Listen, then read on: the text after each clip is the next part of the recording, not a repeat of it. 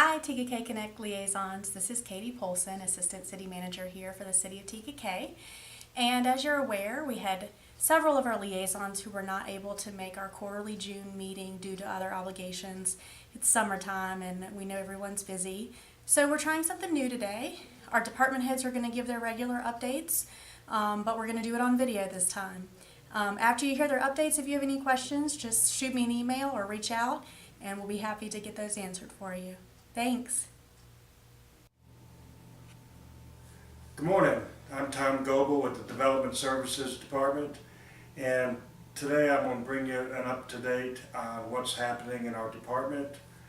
And in the development side, residentially, as I reported last time, Lake Ridge, River Lake, and Serenity Point are really getting to the build-out stage. We have a few houses left to build, but they've been kind of slow coming in. It's the lots that really aren't the most desirable in the neighborhood, so it's taking a little bit longer to develop those. But as the year goes by, we'll be finishing up those neighborhoods.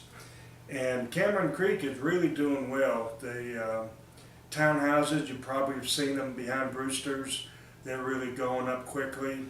And we've noticed a recent trend that the detached houses on the other side of the neighborhood are really starting to pick up. If you drive through there, you'll see that there's probably a dozen houses under construction right now in there. And I don't know if you realize this, but their road going through Cameron Creek connects down to Hubert Graham. So if you need a cut through, you can always cut through that neighborhood. There's a little bit of construction going on, so you have to be careful. But that does connect down on Hubert Graham down by the new apartments. The development that we're excited about right now is Cadence. Cadence is on the corner of Dam Road and Gardendale Road. And if you haven't been by there in the last few weeks, you're going to be amazed at how they're progressing with their construction. The grading is about finished, and they have most of all the utilities in. And they're going to start paving this month, the streets and the sidewalks. So we're expecting them to start going vertical on new houses probably in August. So be watching on that, and you'll see them progressing. That's probably about a 3 or 4 year build out on that neighborhood. It's about 125 homes. And Windhaven will be coming along soon. There's still work going on there. And moving on to commercially, the Revere Apartments on Hubert Graham are coming along nicely. The Phase 1 apartments, which is kind of behind Wellmore, they were started first. And the leasing office is open on that. They're actively talking to folks about possibly leasing the apartments. The swimming pool should be opening maybe next month, or if not August. It was a little bit behind the leasing office. And they've also started on the south side on Phase 2. Those buildings are coming along nicely, and this is going to be a nice development. Go by sometime on your way to Walmart and look at the nice construction. They're really doing a good job there. It'll be a gated apartment complex, and they have garages and all, so it'll be nice. Fire station number 2 is finished, and we'll have the grand opening on that later this month. And that's an exciting, it really turned out to be a real nice building. And if you are available the day of the grand opening, go by and check it out. I know Chief Szymanski would love to show you around. Game On Complex down on Dam Road is moving along nicely. They're working towards a groundbreaking there. And since our last visit on March 23rd, we've issued 306 building and zoning permits. And during that same period, we've done about 1,250 inspections. So we've been a little bit slower than in past years this time of year, but still plenty busy. Our business license official, Barbie Staples, is working hard on the renewals. The renewal period is in the spring, and she's currently working through about 1,000 business license renewals. So if you have a business in town and you need to renew, Barbie would be your contact person on that. Next, I want to talk a little bit about stormwater. We've been doing a lot of training on illicit discharges. An illicit discharge is something coming out of a stormwater pipe that isn't stormwater. It could be paint. It could be a cross connection with the sanitary sewer. It could be things that people dump down the drains. So I just wanted to be aware, if you're out and about in the city and you see a stormwater pipe, a lot of these are covered with kudzu and brush, and also they're hard to see. But if you see one, and we haven't had rain in a few days, and you see a liquid coming out of it, especially if that liquid is green or orange or something, please let me know, and we'll send a crew out there and check it out and investigate and see if we have a problem. Another issue that comes up, especially in the summertime, is swimming pools and hot tubs. Many people will treat their pools and tubs with chlorine to keep them nice and crystal clear and refreshing to swim in or to soak in. And that's great until it's time to discharge your pool water. The chlorine in there is not good for habitat and the fish if the water reaches the lake. So I encourage you that if you are going to drain your pool, to turn off your chlorination system and wait a couple of weeks to let that chlorine dissipate. The sunlight will do that. As you well know, that's why you have to keep adding chlorine as time goes by. But let about 2 weeks go by before you dump it, and it should really go into the sanitary sewer. If you have access to that, that would be good. If not, please try to keep your waste pool water on site, because if it gets into the storm drain, even traces of chlorine are not good for the environment. So I encourage you to drain it into the sanitary sewer, or to reuse it on site. You can use it for irrigating your yard, your lawn, your bushes. It's a good irrigation water, especially in the summertime. If we get into a drought situation, that's a good reuse of that water. So that's really all I have to share with you this time. I hope it's been informative for you. I'm always here to answer any questions you may have. Please call me at 548-3513. I'll be glad to help you any way I can. Thank you and have a good day. Good afternoon, Philip Jolly, Utilities Director for the City of Tega Cay. I just want to give you some updates since our last meeting. Of course, with our wastewater treatment plant upgrades, those are 99% complete. We are hopefully taking that large lake tank at our treatment plant number 2. We'll be taking that down hopefully this week if plans go accordingly. And then we have some cleanup and some fine tuning to do on those sites as well. So hopefully that project will be wrapping up this month of June. As far as the water upgrades, our SCADA system for our booster pumps and water tanks is completely installed. That is up and working correctly. Our hydrant project, of course, has been completed. All those hydrants that were recently installed are operable. Update on our water meters. We have a total of 3,968 installed and working. The remainder 400 to 500 will be installed, of course, by our staff as time and budget permits. We'll like to remind all of you that our backflow and cross connection test were supposed to be turned in on June 1st. So we're kind of giving you a couple more weeks to get those turned in. If you haven't done so already, please submit those to City Hall immediately, as soon as possible. Updates for our new projects. Our contract has been awarded for the backup power generators for the traditional Tega Cay lift stations. Like I said, that project has been awarded. Hopefully it will begin this month with contractors coming in and starting that process and that project.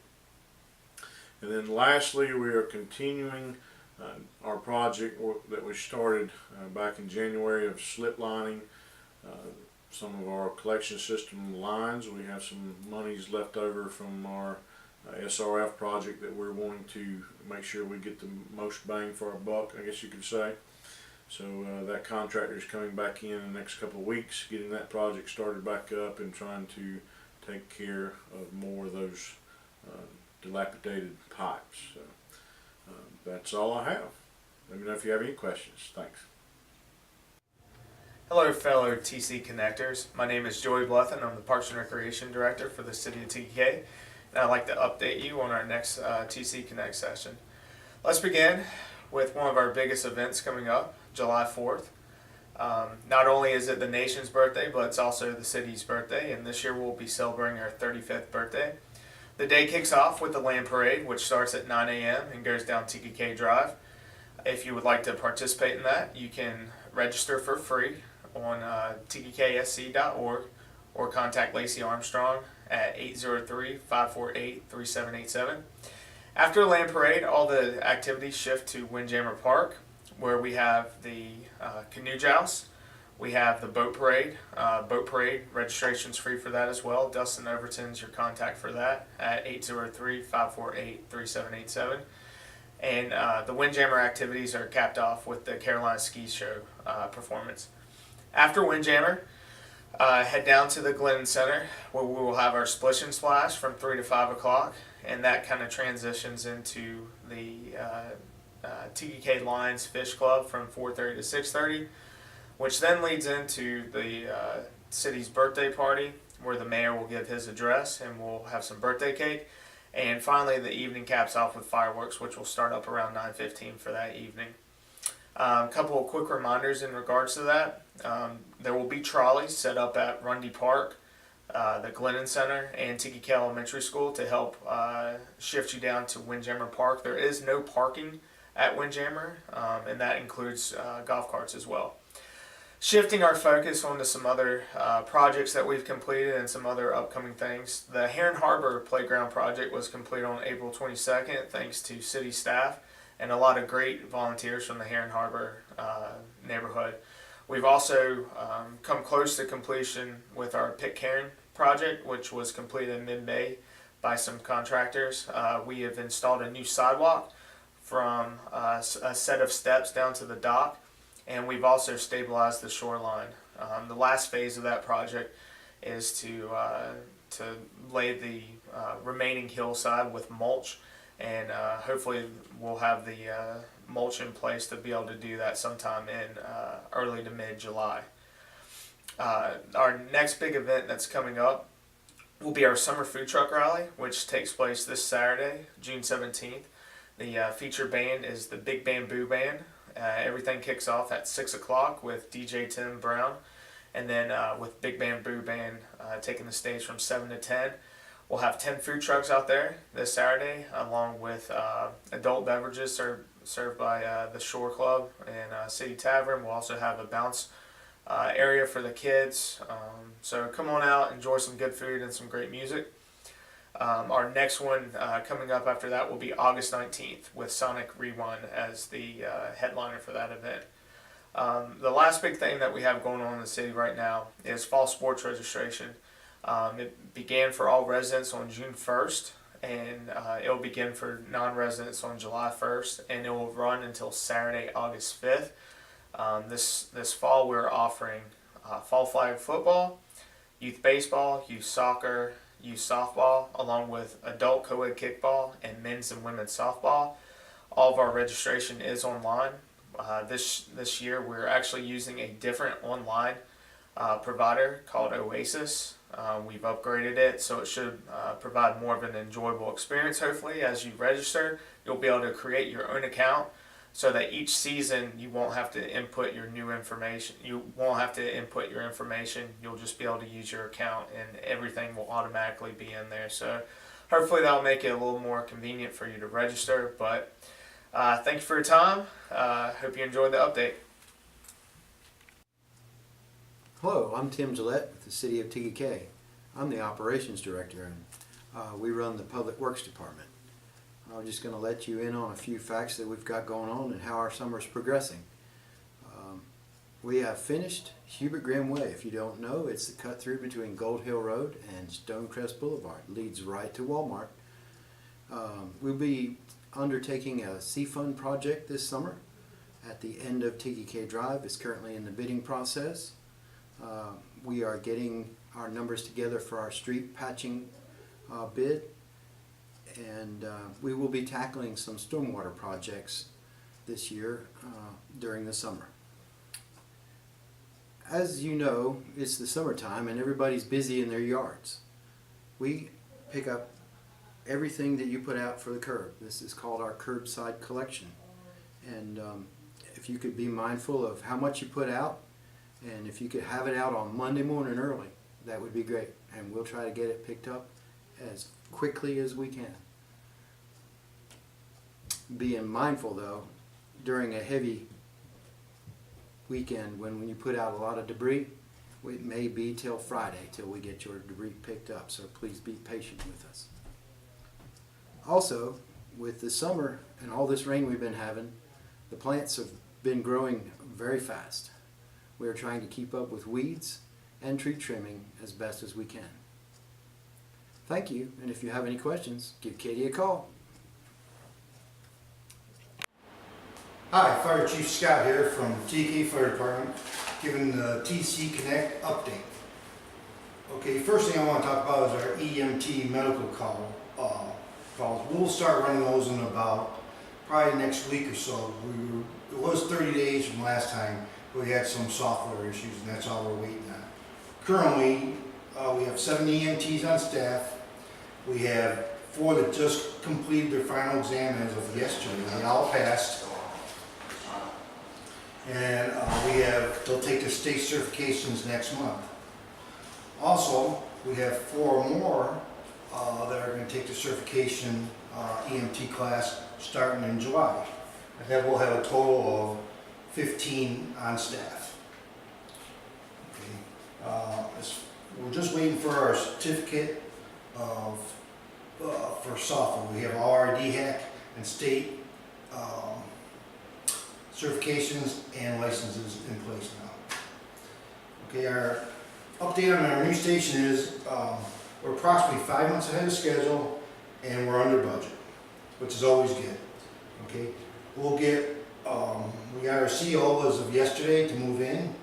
We started moving in actually last week, and we'll be running out of this building starting July 19th. Our ribbon cutting will be on July 8th. So please look at the website for the time. It'll probably be somewhere between 9 and 10 o'clock in the morning. Please come out. Let everybody know. We'll be responding to our first calls on the 19th, which is next Monday, starting at 7 a.m. If you have any questions, please feel free to contact me at 704-401-7347 or at the station 803-548-4321. Thank you. Good afternoon. I wanted to introduce myself. My name is Steve Parker. I'm the Chief of Police with Tega Cay Police Department. And I had a couple of things that I wanted to let the citizens know, which are going around the police department and the city. A couple of those things are we're going to talk about body cams. We're going to talk about our safe zones that are coming up. We're going to talk about Business Watch Group, Camp Cadet, crosswalks, and golf carts. First of all, we're excited to say after a long project, we were given $31,000 in grant money from the state for our body cameras.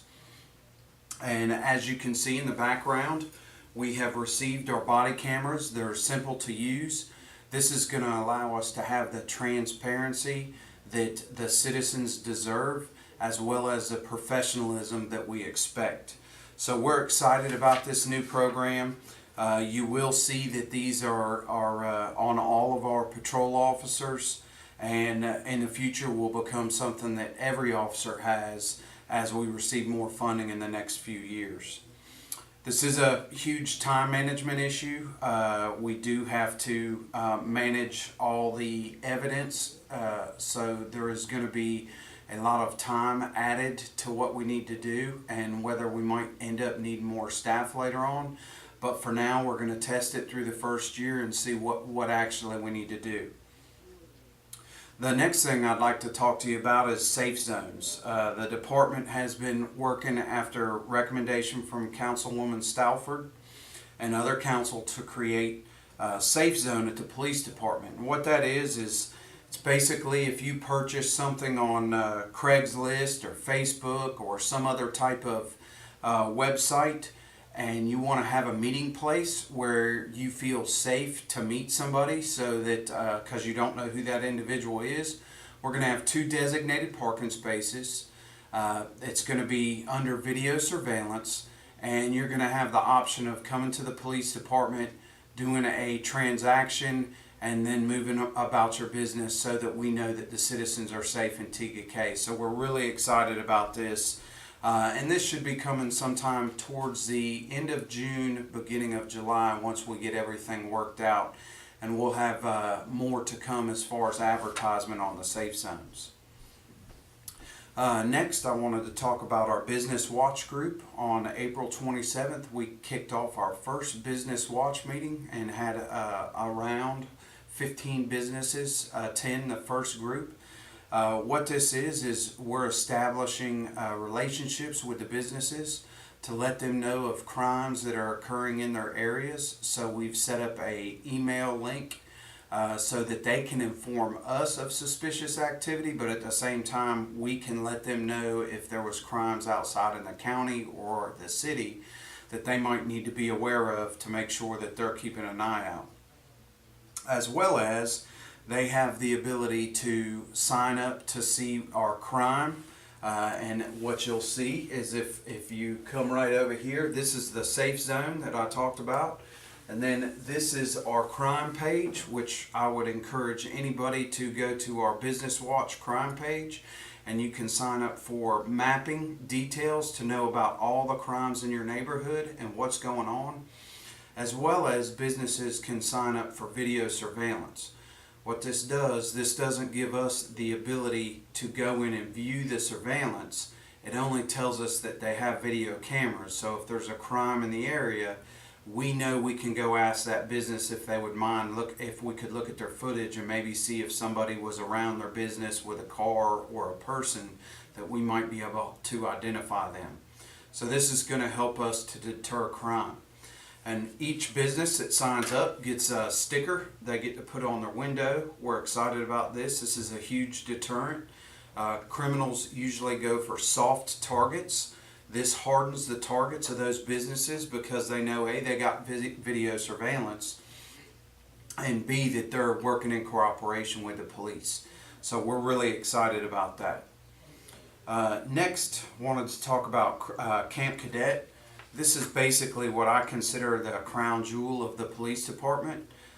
We work with the Fort Mill School District. Over 40 children were selected this year to attend a free public safety camp that the fire department and police department put on together. This camp, we go whitewater rafting, we go to a water park, there's SWAT demonstrations, bomb team demonstrations, K9, the fire department does fire training. This is just basically a fun week for children to get to know public safety in a different way. We're not their enemies. This is to teach them that as well as leadership. So we spend a lot of time during this week talking about leadership. The camp, I will say, I'm happy to say today we received a $2,500 grant from Walmart for Camp Cadet. And again, I repeat that this camp is free for the kids through donations. You can go to our webpage and donate, as well as you can participate in our main fundraiser, which is our golf tournament that's held September 29th this year. So last, I'd like to talk about a couple of concerns. A couple of things that have been coming up from residents that seem to be continuous is golf carts, crosswalks, and walking trails. The main theme to these complaints is people just not being courteous. What we're seeing is that if I could fix this, I would be rich. but there's no quick fix for this. What I say is slow down, just take a second and be courteous. But the biggest complaints that we're hearing for golf carts are underage driving, driving after dark, and then not yielding to pedestrians on the trailways. So I want to remind everybody that we don't make the laws, but we do intend on people adhering to them. Please make sure that you're following the rules, being safe on the roadway with your golf carts. At the same time, I wanted to address crosswalks. This is one that has come up a lot recently. Drivers must yield the right of way to pedestrians in the crosswalks. On the other hand, no pedestrian should leave a curb and walk or run into the path of a vehicle. So this goes back to what? Being courteous. Pay attention. Remember your mother said, don't play in the roadway. Obviously, we have to be courteous on both sides, cars and pedestrians. So I really wanted to remind people. We've been doing education on this on our Twitter account, and I ask anybody who's watching this, if you don't have Twitter, I'd encourage you to get a Twitter account and follow Tega Cay PD. If not, follow the city's Facebook account, and we often put out information in regards to these things. And last, what I wanted to cover is the right-of-way on the trails. The right-of-way on the trails is 50-154. It says the driver of any vehicle, including golf carts and low-speed vehicles, shall yield the right-of-way to any pedestrian crossing the road or street within the marked crosswalk, with any unmarked crosswalk, and within any trailway. So basically, my reminder here is let's all be courteous to each other. These are all issues for both sides of the fence. I've heard golf carters who are upset with pedestrians with golf carters on both sides of this. We want you to know that we're going to educate, but we also going to be out there and making enforcement. So please adhere to the rules, and I thank you very much for everything that you allow us to do in the city, and thank you again. There's one last thing that we want to make sure that the citizens know and ask for your help. We have an officer that's been with the police department for quite some time, Sergeant Larry Neely, and his son needs your help. They need a special car seat for his son, and they also need a special car to help him. There is a ministry that has founded a recent fund to try to raise these monies for Logan.